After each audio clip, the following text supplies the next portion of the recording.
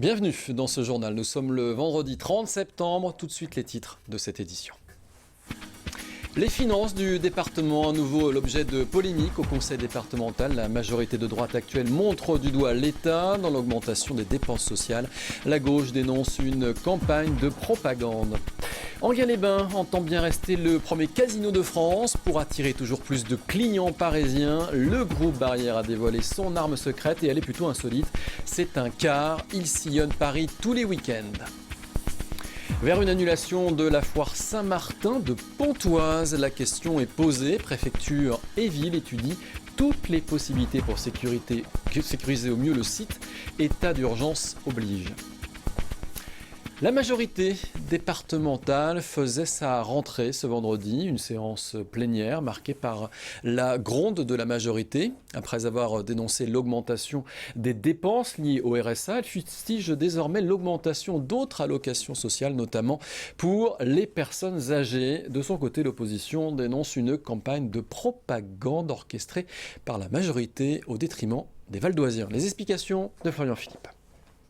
Séance de rentrée au conseil départemental du Val d'Oise, une rentrée marquée par la colère de la majorité du centre et de la droite.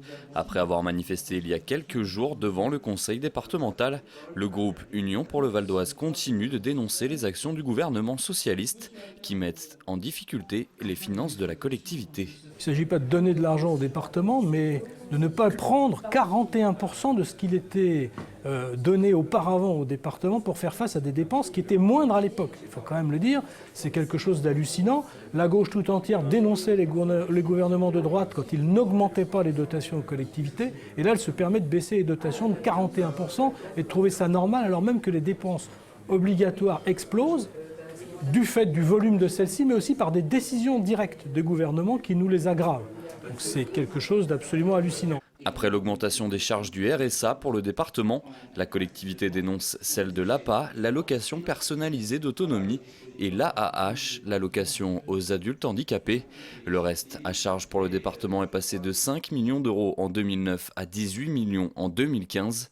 Pour l'opposition socialiste, la droite valdoisienne accable le gouvernement pour masquer la vérité. On ne demande pas à la majorité départementale d'être d'accord avec nous, mais de faire preuve d'objectivité et de mesure.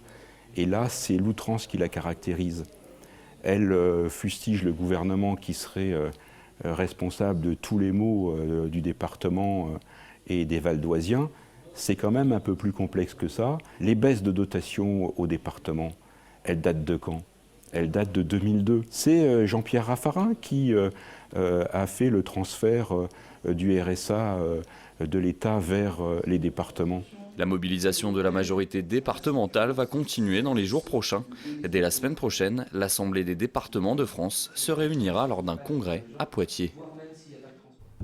Le casino d'Enghien-les-Bains veut attirer toujours plus de clients parisiens et de touristes de passage sur la capitale.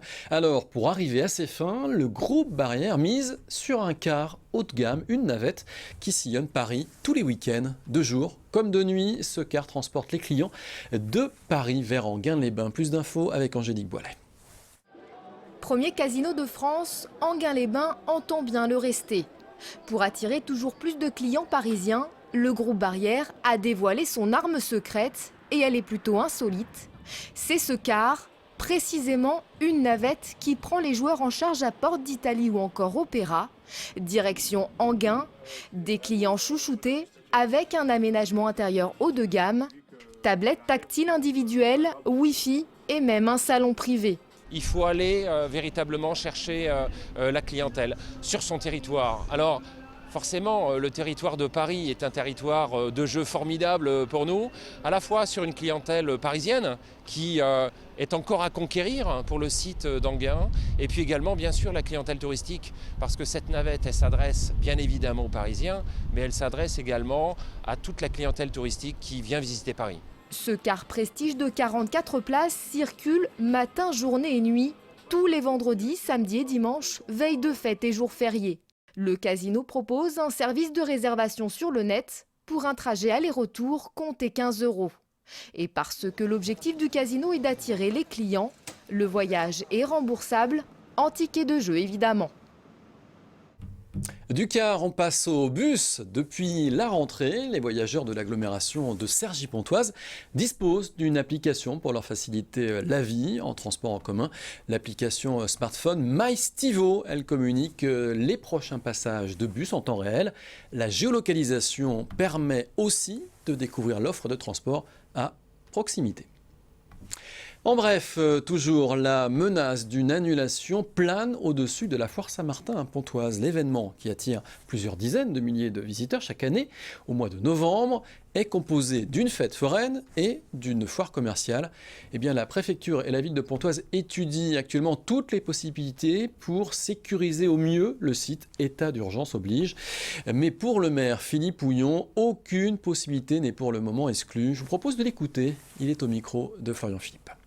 Si on s'extrait des aspects techniques, d'un côté, on n'a pas envie d'annuler la foire Saint-Martin pour un tas de raisons, c'est-à-dire que l'ancienneté, c'est-à-dire par ailleurs que c'est une façon aussi de tenir compte de la position des terroristes, ce qui nous fait particulièrement plaisir.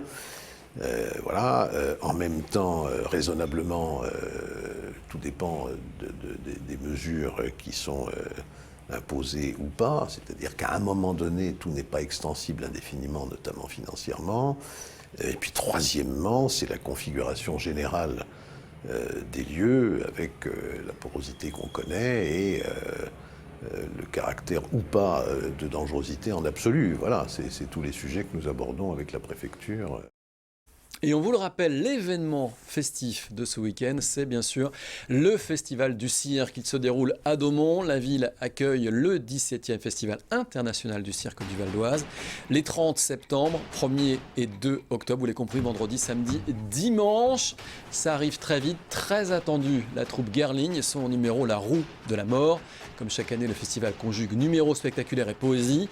Et l'humour n'est jamais loin avec, pour cette édition, un clown espagnol. Il s'appelle Totti. Il est fils et petit-fils de clown et il s'est produit dans les plus grands cirques et obtenu des récompenses dans les plus prestigieux festivals. Voilà, donc vous avez découvert la bande-annonce et le site internet sur lequel vous pouvez réserver vos places. Places aussi disponibles sur place, évidemment au guichet. Voilà, ce journal se termine. Je vous en rappelle bien sûr le principal titre. Les finances du département du Val d'Oise, à nouveau l'objet de polémiques au conseil départemental.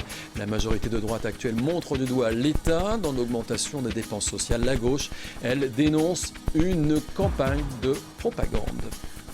Merci d'avoir suivi ce JT. Tout de suite, la partie magazine. Très bon week-end à tous.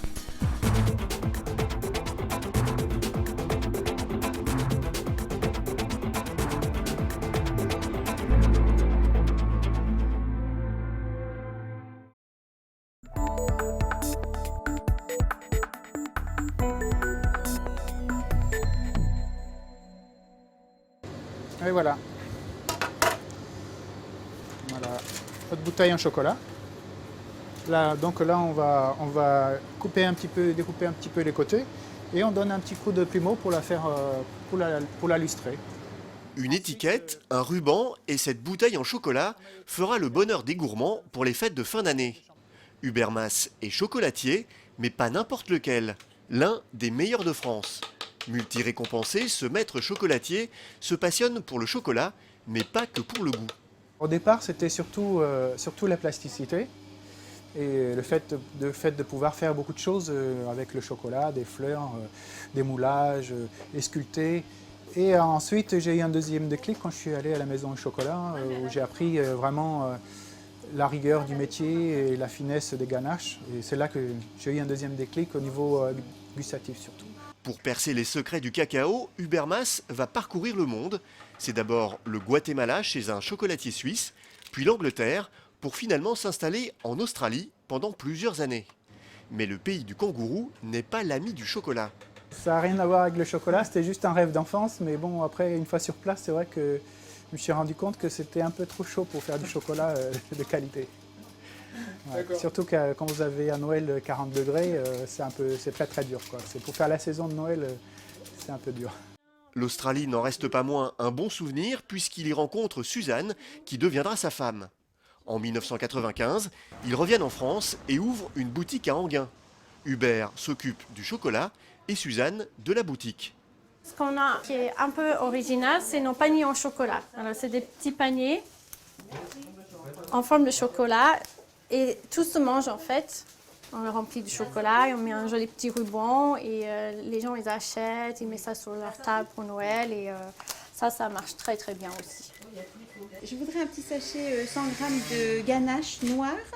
Enfin, moi j'en ai offert à beaucoup de personnes pour les fêtes et je vais vous dire, tout le monde me dit mais où est-ce qu'il est, où est-ce qu'ils sont? L'odeur déjà quand on rentre et puis les chocolats sont tellement bons.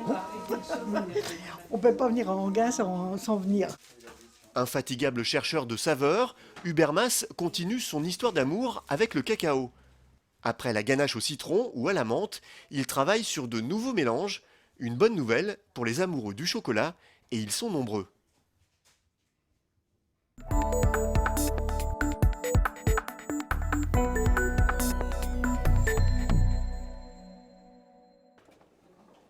L'escalier est étroit, mais la montée en vaut la peine.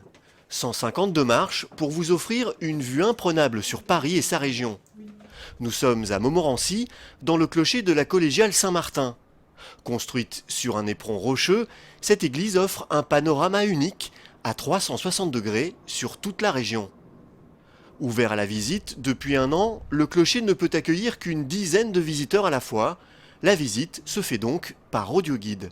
Les visiteurs sont accompagnés d'un casque et puis d'un petit lecteur MP3 comme ceci qui leur permet d'avoir un commentaire. Alors pourquoi une visite audio guidée? Tout simplement parce que le lieu ne se prête pas à une visite guidée ordinaire, c'est un lieu assez étroit et donc on a besoin de laisser les gens en autonomie aussi et puis c'est plutôt pas mal parce que ça permet un peu de laisser contempler cette magnifique vue.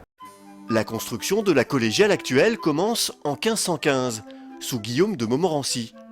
Elle n'est à l'origine qu'une chapelle familiale destinée à être le lieu de sépulture de l'une des familles les plus riches du royaume de France, les Montmorency. Anne, le fils de Guillaume, achèvera la première partie des travaux de l'église. 14 vitraux datent de cette époque.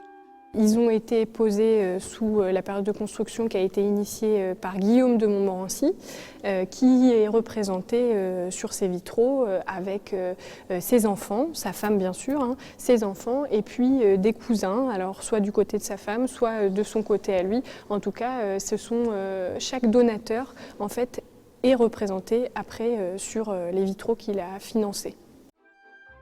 La construction de la collégiale va s'étaler sur près de 500 ans. Elle ne sera véritablement achevée qu'en 1910, après l'édification du portail et du clocher. Pour l'occasion, un immense vitrail est créé pour la verrière. Il raconte un des épisodes de la bataille de Bouvines, gagnée en 1214 par le roi Philippe Auguste. Il est important ce vitrail pour la famille des Montmorency. Pourquoi? Parce qu'à cette bataille, Mathieu II de Montmorency, donc l'ancêtre d'Anne de Montmorency notamment, il s'est illustré par un fait militaire d'importance, puisqu'il va confisquer 12 bannières à l'ennemi pour les rapporter au roi Philippe Auguste. Donc c'était vraiment un proche du roi et il va vraiment s'illustrer par ce fait militaire. Et c'est ce qui va lui donner le droit de rajouter 12 alérions supplémentaires à son blason, au blason familial, donc qui va afficher cette gloire militaire.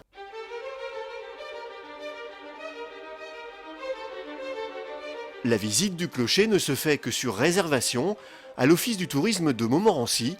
La visite est audio guidée et vous coûtera seulement 2 €.